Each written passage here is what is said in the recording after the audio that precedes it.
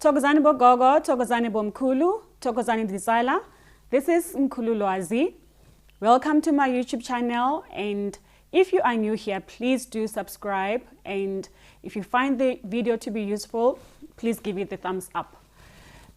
Let us talk about a very sensitive matter. Does it ever happen that your ancestors may hate you? Does it ever happen that some of the ancestors within your bloodline may not find you important, or may have everything against you? Yes, it does. Let us really unpack it. How does it happen that your ancestors may hate you? Number one, that could happen if you are either a practitioner, a spiritual practitioner, or not even a practitioner, just a normal person who lives a normal life. You don't practice, you just do your normal prayers, maybe once in a while uyaphahla.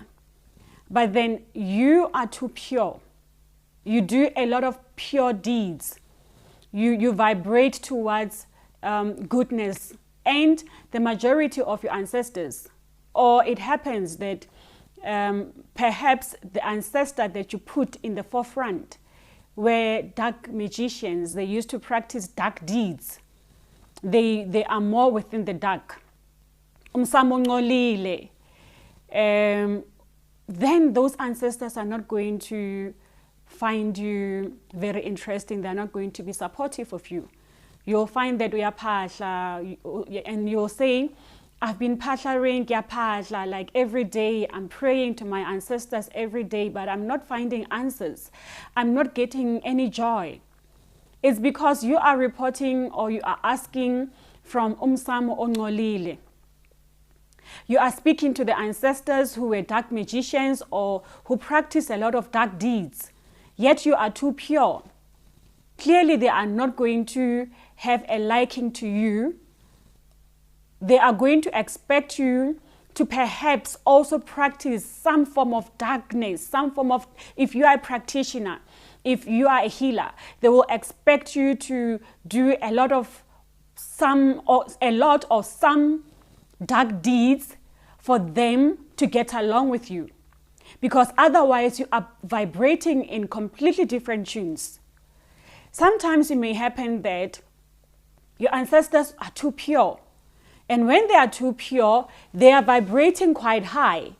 And you still have a lot of darkness within you. Like your heart is too painful. Your heart thinks dark things. Your heart thinks negative things. Yet you are trying to link with ancestors who are too pure.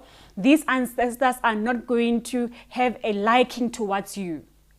So if you are not in the same tune, if you are not parallel, if your vibration is not parallel to that of your ancestors, then that is where you find that ancestors don't like you. Your own bloodline ancestors, because you are vibrating in different levels. You find that you are here, this is where you are vibrating towards. You have a lot of negativity, you have a lot of negative emotions, you have a lot of negative thoughts, negative, you're vibrating low basically. And your ancestors are too pure, they practice pure deeds. And therefore, it is going to take you time to reach them, number one. Number two, once you reach them, you'll find that they don't like you. They will expect you to change your ways. They will expect you to purify yourself, purify your heart, purify your mind before you can start gelling with them, and before they can start helping you with whatever it is that you are requesting of them. Now, if you are working with those who were dark practitioners, because it happens that perhaps they were practitioners, but they were abatagathi, it happens. But here you are trying to practice everything that is good. Those ancestors are not going to like you. They could be even the same people that attack you spiritually, expecting you to change your ways because you are too pure for them, and they don't want to be exposed to that type of vibrational level because it is not what they used to do when they were still on earth. Now, What can you do if you find that you have those dark ancestors or the ones who used to practice dark magic?